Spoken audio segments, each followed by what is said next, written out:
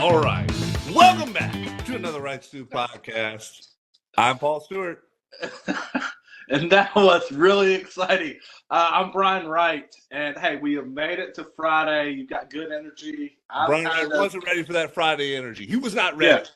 Yeah, I wasn't prepared for that amount of, gleefulness. Enthusiasm is what we're talking about. That's, who's enthusiastic. Let me tell you, Brian, there's a few teams that are enthusiastic.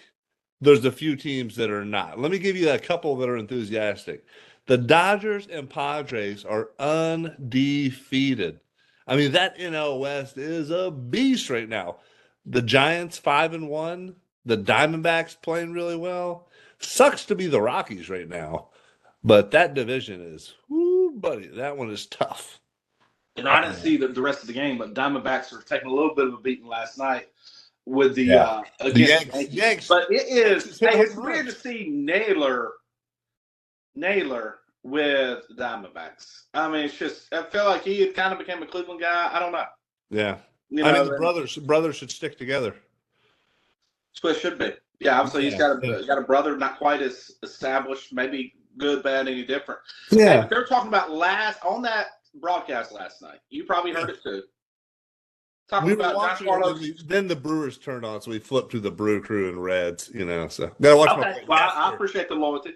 So they're talking about last year when Giancarlo Stanton got hot in one of the post-game or postseason series, he was using a torpedo bat. Oh, really?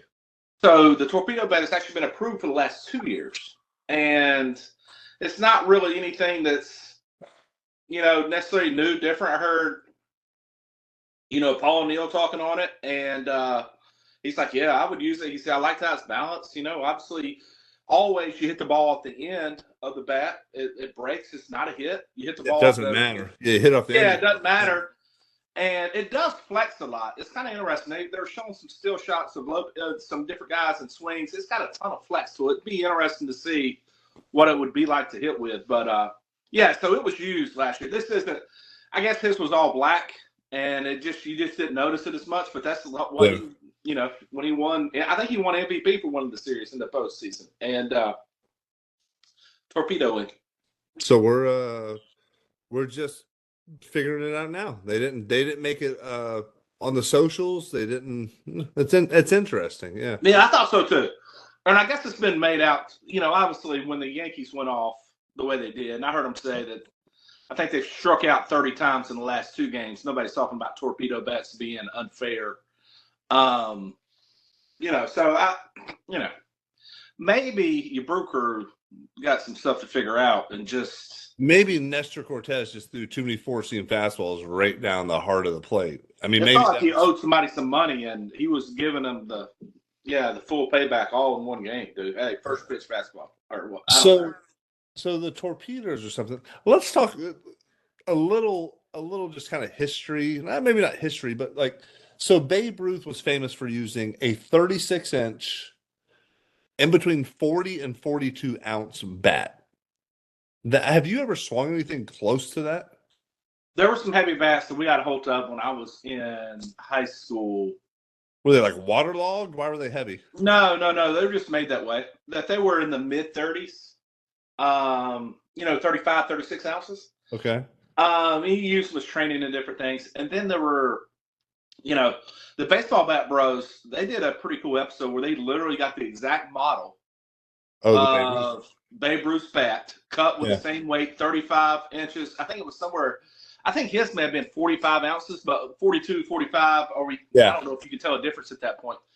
And I mean, obviously, you got to create some.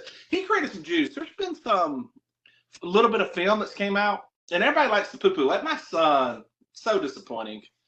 He's like, dude, Babe Ruth sucks. He wouldn't do anything today. And I was like, bro, you can only play against who you're playing against. He's like, look, he's fat. I was like, dude, he wasn't always fat, dude. And he wasn't that fat. He was like 6'2". He was a beast for that time frame. Really disappointed with his perspective. He's like, look at his swing. Look how much his head moves. And I'm like, yeah, but he's like, he was facing guys who were throwing 83 and trying to pitch the whole game. And I was like, yeah, but I don't know. So I was really disappointed with his take on Babe Ruth. But yeah, the bat was humongous. That is a tough when you start trying to go generational. Like you said, you can only compare those guys to the people of that era, right? That's right. Like same thing in football. You look at like they showed the stat on the offensive line for the Eagles this year. They averaged like 6'6", 330 pounds, and then they showed the first Super Bowl. It was like 6'2", 240 or something like that. It's like it's just you can't compare things. You have to put people. That's why guys like Nolan Ryan, who played across so many generations and literally faced some fathers and sons that played in the big leagues, and just different guys like that who played across. Pete Rose played for a really long time to see how And I they want to see mention one themselves. thing before I forget it. Hold your thought right there. The Braves have had somebody that has been coached by Bobby Cox. Did I send this to you today? Yeah, you did. Yeah. I couldn't even remember. I didn't know if I saw it or say. But since 1964 or 5, whatever, somebody has been associated in the big leagues that has been coached by Bobby Cox. I thought that was ridiculous. Yeah, that was a crazy. I mean, you think, dude, that's like 60 years, bro. One guy has touched that organization and still touching it in 2025. Yeah, I mean, Bobby Con and famously the most ejected manager of all time ever as well. So I wonder how you would have been as like a big league manager. My buddy Clayton McCullough, who I played with a little bit minor league ball, but played against when he was at East Carolina. He's with the Marlins right now, and I think once you get to the big league level, I wonder how. Like, I feel like if you feel like you belong, I feel like what do you have to really? I mean, I still see guys getting thrown out nowadays. You got instant replay. yeah, I What see. are, But it feels like Bud Black feels like he's getting tossed a lot for the Rocky. Like it feels like the older kind of heads. that's what I was going with. Aaron Boone a little bit because he's a little He's kind kind of of old school. He's been, I royal, mean, yeah, kind of generational baseball baseball guy. royalty. Schnitker for the Braves. He's been around forever. I don't know. Like coming up now, like you It's can't. balls and strikes. You still can. Well, you can't argue balls and strikes. You can get on the umpires a little bit. You can tell them they're bad. Everything else is replayable, so there's really not a whole lot to argue. Like I mean, like it's the video evidence is there. Like if it's, I don't know. I mean, some situations pop up where there are arguments, but they're stopped pretty quickly. It's like, well, let's just watch the replay, and I think there's definitely something to the human element of that, but it makes me think. So I was watching a little bit of the NC State UNC Greensboro game the other day. Just we caught a couple innings of it, and there was a play at third base. A guy I think got thrown out from right field, and initially the umpire he was kind of behind the play, Wasn't and the, really in the right position. and the throw beat him, but the tag was high, and his leg actually got in. Umpire like he banged him. Like I thought he was out too, but then they showed the replay. And the foot got in, the tag was high on the hip or whatever it was, and they changed it and called him safe. And it just makes me think about how many seasons would have just in the past would have been changed, or how many outs turned to safes or safes turns into outs based on replay. Like there's so many plays you think of over time. It's like, man, that would have changed. The Armando Galarraga would have had a perfect game, if Oh, that's a great point. And going back, I don't know what point in the game you saw the UNC NC State, but they were down early in that game, and I don't even know who it was who got thrown out or who eventually was safe at third base. But momentum is a weird thing in sports, and it really rewards the people who do things right in the long term. yeah, I agree. It's kind of odd, and I think that's part of the reason we don't really get after umpires because they're humans. Number one, number two, I don't think anybody's betting on these games, but it's just if you treat it the right way, this stuff It'll has work a way to itself. work in your favor. Yeah, Yeah, work itself absolutely. out. Absolutely. There are some days that when you're out there, coaching or playing, you're like, man, can we just catch a break? Like Yes, for sure. everyone's, and then you get one, and you're like, oh, there it is. Okay, thanks. Um, so I opened up mentioning the Padres and Dodgers being undefeated through the first 7 and 8 games of the season. So Brian, do you know the best starts of all time? Any idea? I think we got some. One was very recent. I don't remember what we got, like a 19-2 or 19-1 or something. There have been 3 teams that have started the season 13-0. Okay. So the most recent, the 2023 Tampa Bay Rays. They ended up having a really good year. So they ended up 99-63, which was actually second in the East. The Orioles won over 100 games that year. And then the Rays lost to the Rangers in the wild card series. And the Rangers went on to beat the Astros in the World Series. The 1987 Milwaukee Brewers, Brian, started 13-0, ended up 91-71. Pretty solid record, but ended up third in the AL East. And no wild cards in. And No really just played 500 ball after that, if you think about it. I mean, just slightly better than 500 the next, 150 games. Yeah, whatever it is. And then the other team, and this one was surprising, the 82 Braves.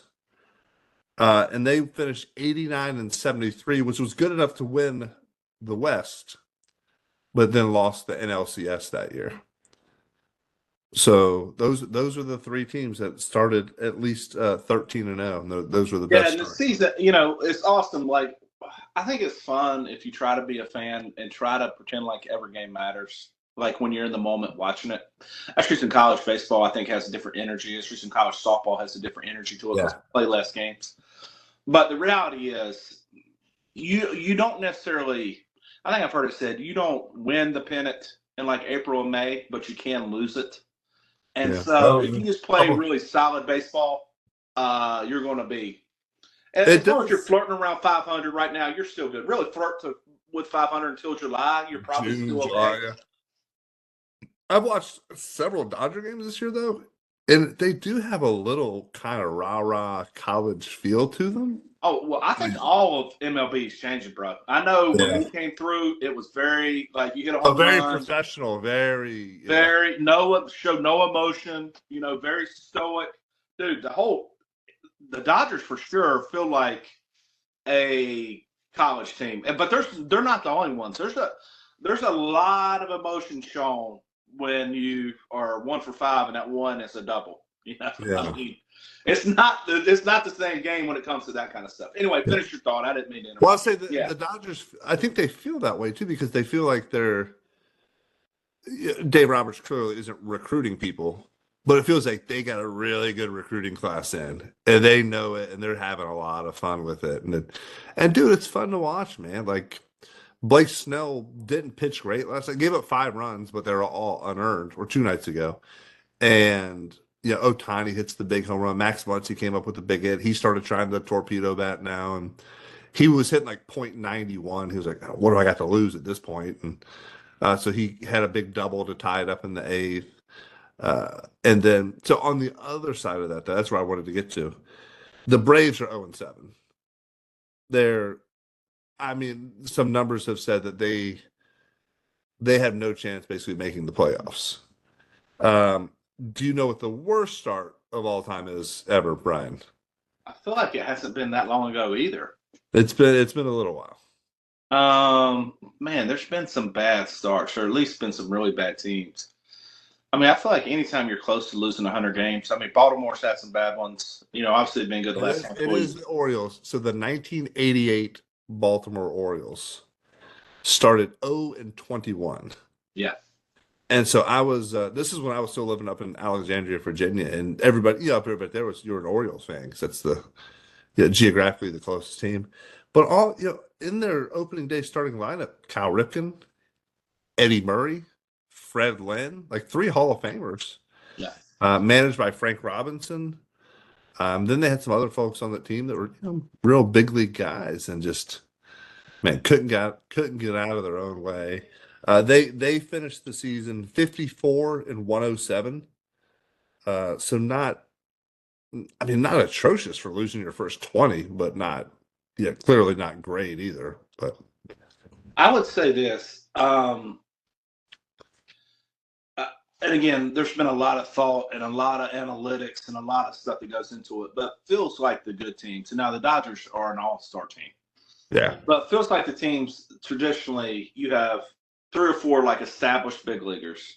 Then you have a couple of journeymen. and then you have one or two kind of young guys that bring energy, from a starting lineup standpoint. Yeah. And that seems to be what the Braves have done for years and years and years, but it seems to be what a lot of organizations have tried to do. That's what now Baltimore's just so young because they have so much young talent. They're all I young. doing a really good job. Yeah, really good job drafting. And, I kind of made fun of drafts last night talking about, hey, these guys, most of them aren't going to end up with their team. But the Orioles, your first, second round picks that have gotten up to the big leagues have been legit players. And so it's interesting. It'll be interesting to see how the Yankees are going to be there. The Dodgers are going to be there. But I really think the Dodgers, I should look, that 116 Seattle team. I think we may get to 120 this year, like a 120 and 42, I guess it would be. That would be. Yeah, I think one of the seasons I remember being really great was the Indians from like '95 when they had the shortened schedule. Yeah.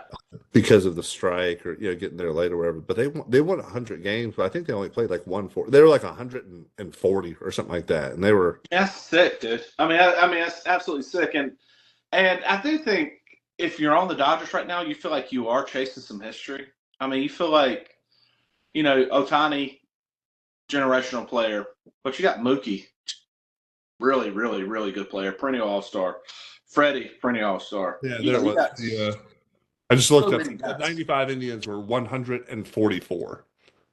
So they played, 17 less games. Speaks of, have you ever thought about, or would you ever be in favor of shortening the season? I mean, I love it too much, so no is the answer for me. I like the more baseball I can watch, the better. There's no way owners say we're going to go less games because that's less money in their pocket. It's just less money for everybody. And one of the themes of this podcast is follow the dollars and find out the reason why people are doing things. And less games, less TV money, less revenue, less everything. So, and honestly, what they do now is pretty good number. It feels right. And, baseball has kind of found a way to regulate itself and give guys days off. And it feels like in a more fair way, at least to the fans. Whereas like basketball, like I was talking about the Nuggets playing like a back-to-back, and it was like, oh, Jokic's not playing. It's like, dude, how can an NBA guy not play a back-to-back game? Like, what do we? The load management thing in the NBA just drives me crazy. But well, I don't think I get it. There's something to it. Like there needs to be some rest, but it feels like you're playing 82 games. You can't play 75 of them. Like, what are we? No, I don't disagree with you, and I think there's a lot of fans that tend to agree with you on that. And I think back to my kind of question, I'll answer my own question. I think you'd have to drop the games down so much for it to actually feel like it. Like if you'd have to drop the games down to like 50 for it to feel like every game absolutely is winner. Oh, for baseball? Yeah. There's no way that ever happens. No. You would have to drop 144. There was talk of going back to 144 at one time. And that never made sense to me. I mean, because 144, 16, once you get above 100, yeah, I mean, it's all the same. Cares? Yeah, it's all the same. Here's the other thing I've noticed too with that. Again, as a traditionalist, I'm not a huge fan of. Like, there's so much interleague play now and the balanced schedule. I kind of like the old, like, even prior to interleague, was just like National League played National League, American League played American League, and there was some pride. There was a lot of pride to that. Like that when they used to talk about All-Star games, like guys actually wanted to beat the other league, and there was something to it. And now, like the Brewers opened up in New York, like it's an interleague game. The A's home opener in Sacramento was against the Cubs. Like that's an interleague. I kind of feel like they originally when they did it, it felt like kind of a bigger deal. And like, so they did it in '99. So for the younger audience out there, 1999, Major League Baseball made a big deal because traditionally it was only National League team plays National and American League played American League. And there was a little bit of a division as well because the American League had DH, National League played with the pitchers hitting. So there were some rule differences and some changes. And so if an American League team played at a National League park, you would play National League rules and vice versa. So there was definitely something to it. It made it unique and fun and exciting. And they made a big deal because they did it for like 2 weeks in like July or whatever it was. And I was like, oh man, like Griffey is going to Chicago to play the Cup. It was like, it was a big deal. Or, McGuire is going to St. Louis is going to go play at Yankee Stadium. And Yeah. like, it was exciting and there's something to it. Now it's just like, it's just what it is, just a game. Just another game. So you would like to bring back pitcher sitting if you could, and have a difference between the leagues? I th- I would bring it back across baseball, honestly, because I think there's more strategy to it. There's like for a manager, and I've often thought this, right? If you're the manager of an American League team, there's really not much strategy. I mean, I know they changed rules now where a pitcher has to face three batters and that sort of thing, right? But if you've got a DH, there's nothing to worry. You've got your lineup, you've got your lineup, unless somebody gets hurt. Like that's it. There's no strategy to that. Just put the 91 hit out there. Maybe a lefty righty matchup later in the game. You can flip flop somebody in or out for, but otherwise, I've never really. Again, not that managing a big league ball club is easy, but I've always thought like managing a National League club with the pitcher hitting, there's more challenges to it, more considerations, how to use pitching. Do you give a guy who has pitched really well, but maybe high in pitch count, do you give him an at bat later in the game, right? And let him pitch another inning or two, or do you pinch hit for him? And so again, just things to consider, some double switches where you put them in the lineup. So just, I mean, a little more strategy to it. Yeah, no, I don't disagree with you. I think overall the games are better with the DH, but the inside baseball and strategy is a lot more involved, or was a lot more involved in the National League. I don't disagree with you there. So yeah. And you hear the old rhetoric like, oh, nobody wants to see a pitcher go hit. I'm like, probably not. But I don't know. As a pitcher, I always appreciated facing another pitcher. I'd rather do that than face a DH. That's true. That's true. There's some good freaking DHs too, man. There's a lot of guys that are struggling though off the tip. I mean, I don't know if you've pulled up any numbers. Who's our boy that was with Boston that was fighting, played third base, now he's the DH for the Red Sox? Rafael Devers? Yeah, Devers is. Dude, at one point got his first hit. Got his first hit, but struck out 15 of his first 19 at bats. He was 0 for 19 with 15 Ks. That is like, I mean, it's almost bizarre. I mean, normally you see guys as they age, stuff starts to fall off, and the hand eye's not quite there. But I would say, yeah, it almost felt like he was pouting for not being able to play third base. Like he was really, I mean, he wanted to be the guy who played third base, but 0 for 19 with 15 Ks, that's somebody that you feel like the defensive, position, or not being allowed to play the defensive position that he wants to play, has truly affected him from an offensive standpoint. From mentally, have you ever been in a rut that bad? Like, I mean, I hope not. No. I didn't strike out that many times. At one time I was 0 for 21. I had a 0 for 21 stint in minor league ball, or 1 for 21, but never struck out. I was never a K guy. But again, I didn't face the velocities and the stuff. I mean, yeah. I saw a guy throwing a slider with 3,200 revolutions per minute. I don't even, is that good? I don't even know. His average big league slider is 2,500. So okay. Just as a 25-30% more. They were making a big deal out of what I was looking at, and it looked like it was a pretty big deal too, because the ball looked like a wiffle ball. I mean, and I tell you what, this is interesting too. Like, I don't know, you remember back in the day when they'd be like, man, he throws a heavy fastball. Yeah. That's revolutions per minute too. I never realized the correlation that that is the RPMs is what causes the ball to feel heavier. Like, I remember hitting off guys, especially in the Cape League, when you first get in wood and you're facing some guys that eventually will be draft guys. And, you face this guy and he's not throwing that hard, but it feels like when it hits, it almost wants to, resist your bat. And so the revolutions per minute was never anything that was ever measured when we came through. But yeah, you're just like, you can see it. This guy throws good. He throws a heavy ball. Yeah, that's right. That's right. Again, it's the same stuff we've talked about forever. Yeah. It's just a way for the nerds, or a way for me to actually understand it, because I never understood. Like, we had a kid on our middle school team. Really, I thought he was going to be a really good pitcher. He had a couple of bad outings, and then his last one was really good. But when I first saw him, I was playing catch with him. I was like, dude, his ball is different. His ball comes out. It's heavy. And, I never actually knew what caused the ball to be heavy. Interesting. Yeah. So the other, another platinum sombrero yesterday in the big leagues. The new left fielder for the Houston Astros, Jose Altuve, had 5 ponchados in the game. And that's just man, that's a rough day. But I mean, the good thing about baseball, Brian, is he's He's going to got get another another day. chance. And he's already been paid. He's established. He's kind He's of on doing the okay. last leg of his career.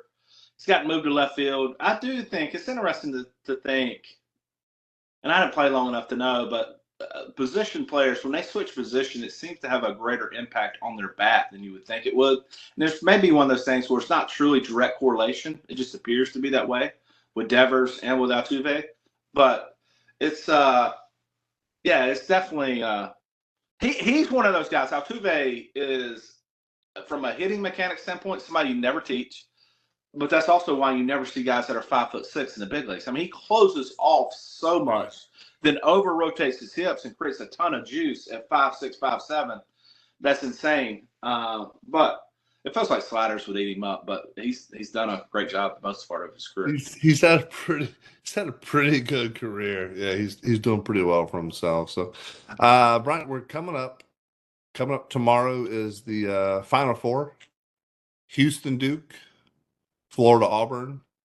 Getting excited for it yet? How you feeling? No, I haven't thought one minute about it. I will. I mean, I will watch those games for sure. I mean, Yeah. Florida's really good. I'm going chalk again. I think our number one, number two. So I think Florida was technically the number one, right? Yeah, yeah. And then you had Duke that was the number two, number one. And so I think, dude, this has been the most chalk it's ever been. And maybe there's no more secrets out there just because of everything that's online and you're able to see, and the analytics. As much as I hate them, I like my eyes to tell me the truth. But the experts have really gotten this one right. I mean, all four number one seeds making it, and Duke on paper, I haven't seen Florida a ton. I've seen Florida a little bit in this tournament, but Duke on paper just has so many ways to beat you. And if Cooper Flack has a good game, they're unbeatable at a college. Yeah, I agree. Yeah, I agree. I think it's man, it'll be an SEC team versus either Duke or Houston.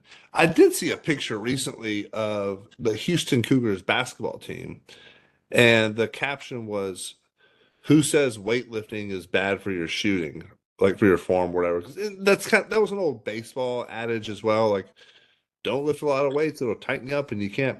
But the Houston Cougars basketball team, it was the whole group. They had their shirts off and were just standing. It was a pretty ripped group of young men. Like they looked like they were in great shape. They had been hitting the gym, and I mean, I never faced him. Like I played high school basketball. I never faced anybody look like that. That doesn't seem like fun. Like, yeah, because those dudes are strong. Just yeah, and I feel like I'd heard an argument on something talking about the college game is more pure to like 80s and 90s basketball because they allow them to be much more physical. You can still hand check a little bit. Whereas the NBA is they wanted it free flowing and they got it free flowing, but the guys are so good they shoot, 60% threes and they make 45% of them and then dunk and do layups and so, but the college game feels like a more strategic and thinking man's game right now, to whereas the NBA feels like it's hey pass and go to the basket or pass shoot a three. yeah, the old 1-4 one man, yeah, that sort of thing. So yeah, we'll see. But anywho, so well, hey, thank you all for listening today on this wonderful Friday. We hope we've helped you cruise right into the weekend. So I hope so. I We'll got have another one last thing for this weekend is opening day for my 7-year-old daughter's coach pitch. So Are you the pitcher? I am the pitcher, and we did a scrimmage a couple nights ago, and the pitcher for the coach pitch team might be the most important position, not the actual kid, but the coach who is actually pitching. Oh, well, I would say the kid who plays defense as pitcher and the pitcher themselves. You very well. You probably don't feel any pressure, do you? Do you feel pressure to try to hit the kid's bat? Because sometimes they have that one plane. No, I'm pretty good. I'm pretty good at finding the barrel. Like, and then I'll see some kids are like they're swinging the but like they just swing right, and they're swinging as soon as I'm like, all right, I gotta zip it a little more. I see some kids are dragging, so I kind of start to lob the ball a little bit and try to find that. I so the other night we only had I think 6 or 7 of the kids there, but all like I got everybody to at least put the ball in play once except for one kid, and I think it was so it's a co-ed team. And I think it was her bat was too short. Like I was doing all. I swear a couple of times it went through her bat. I was like, how is this? But we got double header. We open up against the Blue Jays, and then we play the Rockies in the after or the Reds or Rockies in the afternoon. So got team pictures the same. Like a lot going on for the old Oreos. So. I'm gonna be honest with you, dude. I'm glad, as far as I know, those days are behind me too. I mean, it feels like I know it's awesome, but it feels like work too. Hey, you're making memories too. That's awesome. It's yeah, man. It's a fun group. The kids are fun, and so I'll give an update on Sunday on how the mighty Orioles fared on.